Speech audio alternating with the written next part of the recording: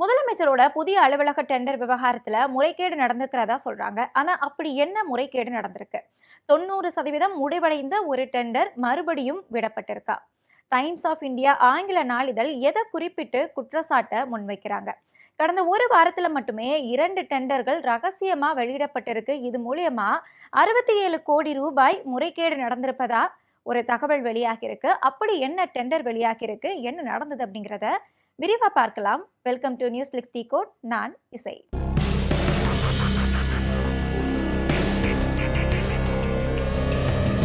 ஆச்சி மசாலா எந்த சமையலும் ருசி தேடும் ரகசியம் 20 ரூபாய். டயா பூஸ்டர் சுகரை கண்ட்ரோல் பண்ணும், உங்க ஆரோக்கியத்தை மீட்டு தரும். சர்க்கரையை கட்டுப்படுத்துறதுக்கான எளிமையான வழிமுறை, இயற்கையான வழிமுறை. அனைத்து மருந்து கடைகளிலும் கிடைக்கும். திமுக ஆட்சியில டெண்டர் விவகாரத்துல வெளிப்படைத்தன்மை இல்ல. ஆனா தாவேக ஆட்சி வந்தது அப்படின்னா ஒரு டிரான்ஸ்பரண்ட் கவர்மெண்ட்டை கொடுப்போம் அப்படின்னு வாக்குறுதி கொடுத்தாங்க. ஆனா கடந்த ஒரு வாரத்துல மட்டுமே 2 டெண்டர் ரகசியமா வெளியிடப்பட்டிருக்கு. அதுல முதல் டெண்டர் அப்படிங்கிறது சிஎம் அலுவலகம் குறித்தானது. அதாவது தலைமைச் செயலகத்துல இயங்கிட்டு வந்த முதலமைச்சர் விஜய் அவர்களுடைய அந்த அலுவலகம் நாமக்கல் கவிஞர் மாளிகையில 10வது மாடிக்கு மாற்றப்பட்டது. இதுக்கு பல காரணங்கள் சொல்லப்பட்டிருக்கு. இன்னைக்கு சட்டமன்றத்தில் ஆதவர்ஜுனா அவர்கள் கூட புது விளக்கம் ஒன்று கொடுத்திருந்தாங்க. வெளிநாட்டு முதலீட்டாளர்கள் எல்லாமே தமிழகத்துக்கு வருகை தராங்க. வருகை தரும்போது தலைமைச் செயலகத்தில் இருக்கக்கூடிய முதலமைச்சரை பார்க்க வராங்க. 100 அடி கூட இல்லாத அந்த அறைக்குள்ள வெளிநாட்டு முதலீட்டாளர்கள் எப்படி அந்த ரிசப்ஷன்ல வரவேற்பு அறையில இருக்க முடியும்? அதையும் தாண்டி அதிகாரிகள் எல்லாமே முதலமைச்சரை சந்திக்க அப்பப்போ வந்துட்டு போறாங்க. அவங்களுக்கு சரியா பயன்படுத்துறதுக்கு கழிவறை வசதி கூட இல்லை அப்படிங்கிற ஒரு குற்றச்சாட்டை முன் வச்சிருக்காங்க. எல்லோரும் அமரக்கூடிய முதலமைச்சர் தான் மட்டும் நல்ல ரூம்ல உட்கார்ந்தா பத்தாது. அங்க இருக்கக்கூடிய நீங்க பாத்தீங்கன்னா தெரியும். இப்ப கூட நீங்க உள்ள வரலாம். S1 S2 முதலமைச்சருடைய S1 S2 S3 S4 ஒரு 100 ஸ்கொயர் ஃபீட் கூட இல்லாத ஒரு ரூம்ல உட்கார்ந்து அவங்க வேலை பார்த்துட்டு இருக்காங்க. அப்ப முதலமைச்சருடைய பரந்த உள்ளம் அனைத்து அதிகாரிகளுக்கும் ஒரு நல்ல வசதியான இடம் வேண்டும் என்கின்ற ஒரு உணர்வுடன் தான் தன்னுடைய அலுவலகத்தை அவரை சுத்தி கிட்டத்தட்ட 80 பேர் உட்கார்ந்து வேலை பார்க்கும்போது அங்க சரியான கழிவறை வசதி கூட கிடையாது. நீங்கள் இப்பொழுதும் போய் பார்க்கலாம். இதற்காக தற்காலிகமாக ஒரு ஏற்பாடுக்காக தான் இந்த இடத்தை மாத்துறாங்களே தவிர இதை மற்ற உறுப்பினர்கள் சொல்லும் போது கூட இது ஒரு அவருடைய வசதிக்கோ அவருடைய தேவைக்கோ அவர் கிடையாது. அதாவது இத்தனை ஆண்டுகளா கலைஞர் அவர்களால் கட்டப்பட்ட இந்த தலைமைச் செயலகம் அப்படிங்கிறது இயங்கிட்டு வருது. இதில் அதுக்கு அடுத்து எடப்பாடி பழனிசாமி அவர்கள் ஆட்சி புரிஞ்சிருக்காங்க, ஸ்டாலின் அவர்கள் ஆட்சி புரிஞ்சிருக்காங்க. இத்தனை ஆண்டுகளாக அதிகாரிகள் இந்த முதலமைச்சரை சந்திச்சிருக்காங்க. இந்த அறையில் வெயிட் பண்ணி முதலமைச்சரை பார்த்து தான் பல திட்டங்கள் எல்லாமே கொண்டு வரப்பட்டிருக்கு. அந்த திட்டங்களுக்கு தான் இப்போ தாவேக ஆட்சி பெயர் மாற்றமும் செஞ்சுட்டு இருக்காங்க.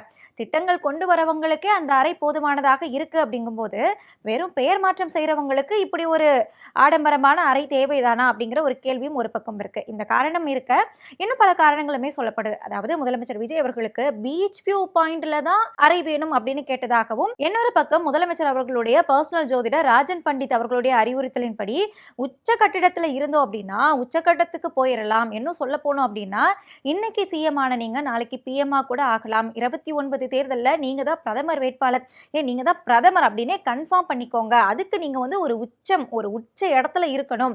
அதுக்கு இந்த 10வது மாடி தான் பொருத்தமானதாக இருக்கும் அப்படின்னு சொல்லப்பட்டதாகவும் பல காரணங்கள் சொல்லப்பட்டது. That is none of our business. அதை நம்ம ஒரு பக்கமா வச்சிருவோம். ஆனா இப்போ என்ன முறைகேடு நடந்திருக்கு? இந்த சிஎம் அலுவலகம் டெண்டர் விடப்பட்டிருக்கு. அதாவது இந்த அலுவலகம் கட்டுவதற்கு 3 டெண்டர் ஆகஸ்ட் 12ஆம் தேதி அரசு தரப்புல இருந்து வெளியிடப்படுது. ஆகஸ்ட் 13ஆம் தேதி நாளிதழ்கள்ல இது விளம்பரப்படுத்தப்படுது. ஆனா இணையத்துல இந்த டெண்டர் குறித்த எந்த ஒரு அறிவிப்புமே வெளியிடப்படல. இணையத்துல இந்த டெண்டர் பத்தின அந்த செலவிடுகள் குறித்தும் எந்த ஒரு அறிவிப்புமே வரல. இந்த அறிவிப்பு பொதுப்பணித்துறை, கட்டிடம், கட்டுமானம் மற்றும் பரிமாணத்துறை சார்பில் தான் வெளியிடப்படுது. அப்படி இருக்கும்போது ஏன் இது ஆன்லைன்ல பதிவேற்றம் செய்யப்படலை அப்படின்னு டைம்ஸ் ஆஃப் இந்தியாவோட நிறுவனர் செய்தியாளர் ஒருத்தர் போயிட்டு பொதுப்பணித்துறையோட செயலாளர் பி செல்வராஜ் அவர்கள்கிட்ட போய் கேட்குறாங்க. கேட்கறது என்னைக்கு கேட்குறாங்கன்னா ஆகஸ்ட் 17, அதாவது நேற்றைக்கு திங்கட்கிழமை போயிட்டு ஏன் இது இன்னும் ஆன்லைன்ல இன்னும் பதிவேற்றம் செய்யப்படலை அப்படிங்கிற ஒரு கேள்வியை முன் வச்ச உடனே நாங்கள் இன்னைக்கே செஞ்சிடறோம் அப்படிங்கிற பதிலையும் கொடுத்து நேற்றைக்கு காலையில் 10 மணிக்கு ஆன்லைனில் இது பதிவேற்றம் செய்யப்பட்டிருக்கு. அதாவது இவங்க அறிவிப்பு விட்டது 12, அறிவிப்பு விட்டது கூட ஓகே, நாளிதழில் விளம்பரப்படுத்தினது 13, ஆனால் ஆன்லைனில் பதிவேற்றம் சென்றது 17. இந்த இடைப்பட்ட 4 நாட்களில் மொத்தமாக 135 டெண்டர்கள் டெண்டர்கள் ஆன்லைனில் விடப்பட்டிருக்கு. அப்போ 135 டெண்டர் ஆன்லைனில் விடணும் அப்படின்னு தெரிஞ்ச இந்த தாவேகா அரசுக்கு குறிப்பாக சிஎம் அலுவலகம் தொடர்பான இந்த டெண்டரை மட்டும் ஆன்லைனில் விடுறதுக்கு, ஆன்லைனில் பதிவேற்றம் செய்கிறதுக்கு என்ன பிரச்சனை இருந்தது, இதில் என்ன சிக்கல் இருந்தது அப்படிங்கிறது முதல் கேள்வி. இரண்டாவது கேள்வி என்ன அப்படின்னா, இவங்க ஆன்லைனில் பதிவேற்றம் செய்கிறாங்க, ஆனால் அதில் செலவினங்கள் குறித்து எந்த ஒரு குறிப்புமே குறிப்பிடப்படலை. நாளேடு விளம்பரங்களில் மொத்தமாக 5.54 கோடி செலவினங்கள் ஆக போகுது, இதுக்கு ஒட்டுமொத்த டெண்டர் மதிப்பு அப்படிங்கிறது 5.54 கோடி அப்படின்னு குறிப்பிட்டிருக்காங்க. ஆனால் அதுவே ஆன்லைனில் பதிவேற்றம் செய்யும் போது இந்தந்த பிரிவுகளில் இவ்வளவு செலவாக போகுது அப்படின்னு எந்த ஒரு விளக்கமுமே இல்லை. அந்த இடத்துல NA அப்படின்னு மட்டும்தான் இருந்தது. ஏன் ஆன்லைனில் செலவினங்கள் குறித்து பதிவிடப்படலை? இது வந்து இரண்டாவது கேள்வி. மூன்றாவது கேள்வி, இதற்கு முன்பாகவே இந்த டெண்டர் விடப்பட்டு யாருக்கும் தெரியாமல் ரகசியமாக விடப்பட்டு 90% முடிவடைந்த நிலைமையில தான் இப்போ மறுபடியும் இரண்டாவதாக டெண்டர் விடப்பட்டிருக்கு அப்படிங்கிற ஒரு குற்றச்சாட்டு முன் வந்திருக்கு. அப்படி இருக்கும்போது முன்னாடி இதுக்கு முன்னாடி வேலைப்பாடுகள் ஏதாவது செய்யப்பட்டதா, இப்போ வந்து புதிதாக என்னென்ன வேலைப்பாடுகள் செய்யப்பட போகுது அப்படிங்கிற ஒரு விளக்கம் வந்து கொடுக்கணும். அப்படி எந்த ஒரு விளக்கமுமே அரசு தரப்புல இருந்து கொடுக்கப்படலை. இது வந்து மூன்றாவது கேள்வி. அப்போ இதுக்கு முன்னாடியே முடிந்தது யாருக்காக ரகசியமா மறுபடியும் விடப்பட்டிருக்கு அப்படிங்கிற ஒரு கேள்வி. நான்காவது, 2 கோடிக்கும் மேல ஒரு டெண்டர் அரசு தரப்புல இருந்து விடப்படுது அப்படின்னா மொத்தமா 30 நாள் கால அவகாசம் கொடுக்கணும் அப்படிங்கிற ஒரு விதி வந்து இருக்கு. ஆனா இந்த டெண்டர் அப்படிங்கிறது நம்ம குறிப்பிட்ட மாதிரி ஆகஸ்ட் 12ஆம் தேதி அரசாணை வெளியிடப்படுது. இதோட கால அவகாசம் அப்படிங்கிறது செப்டம்பர் 1 மாலை 3 மணி வரைக்கும் தான் நிர்ணயம் செய்யப்பட்டிருக்கு. அதாவது 18 நாட்கள் மட்டும்தான் கால அவகாசம் அப்படிங்கிறது கொடுக்கப்பட்டிருக்கு. ஆனால் நம்மளோட அரசு விதி என்ன சொல்லுது?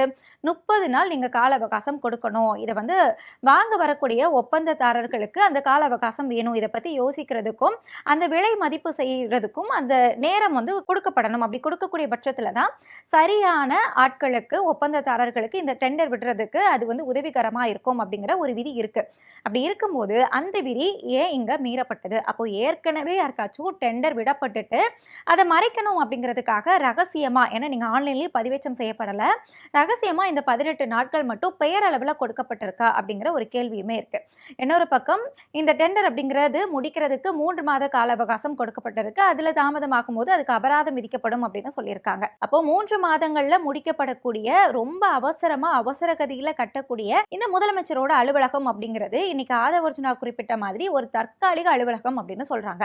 அப்போ ஒரு தற்காலிக அலுவலகத்துக்காக ஏற்கனவே இருந்த தலைமைச் செயலகத்தை விட்டுட்டு நாமக்கல் கவிஞர் மாளிகையில உச்சியில 10வது மாடியில மக்களோட வரி பணத்தை செலவு பண்ணி இப்படி ஓசியில ஸ்வீட் செய்யணுமா அப்படிங்கிற ஒரு கேள்வியுமே 5வது கேள்வியா இங்க வருது.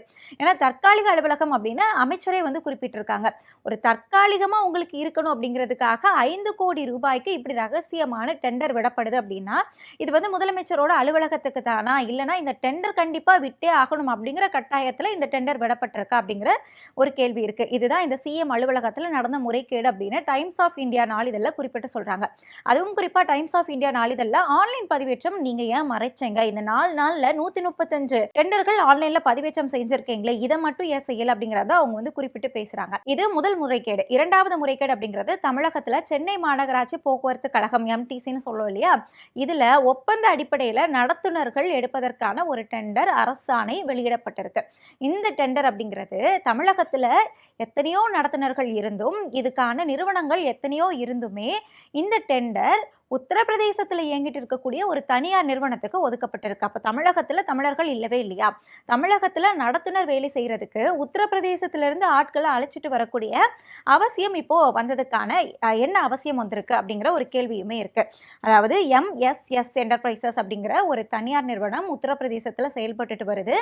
அந்த நிறுவனம் குறைந்த தொகைக்கு இந்த டெண்டரை கேட்டிருக்காங்க. அதாவது 61.56 கோடிக்கு அந்த நிறுவனம் இந்த டெண்டர் கோரியிருக்காங்க. அதனால அவங்களுக்கு நாங்கள் இந்த டெண்டரை விட்டுருக்கோம் அப்படிங்கிற ஒரு வாதத்தை முன்வைக்கிறாங்க. என்ன கேள்வி அப்படின்னா, தமிழகத்துக்குள்ள நடக்கக்கூடிய அதுவும் MTC தொடர்பான ஒரு வேலை வாய்ப்புக்கான டெண்டர் அப்படிங்கிறது நீங்க ஏன் இந்தியா லெவல்ல ஓப்பன் வைடா விட்டீங்க அப்படிங்கிறது முதல் கேள்வி. தமிழகத்துக்குள்ள இருக்கக்கூடிய நிறுவனங்களுக்கு ஒப்பந்ததாரர்களுக்கு இந்த டெண்டர் விடப்பட்டிருக்கலாம்.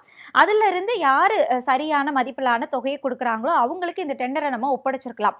இந்திய அளவில் ஓப்பன் வைடா கொடுத்து உத்தரப்பிரதேச மாநிலத்தில் இருக்கக்கூடிய ஒரு தனியார் நிறுவனம், அதுவுமே இருக்குமே அவங்களுக்கு இதை நம்ம ஒப்பந்த அடிப்படையில் கொடுக்கணும் அப்படிங்கிற அவசியம் என்ன?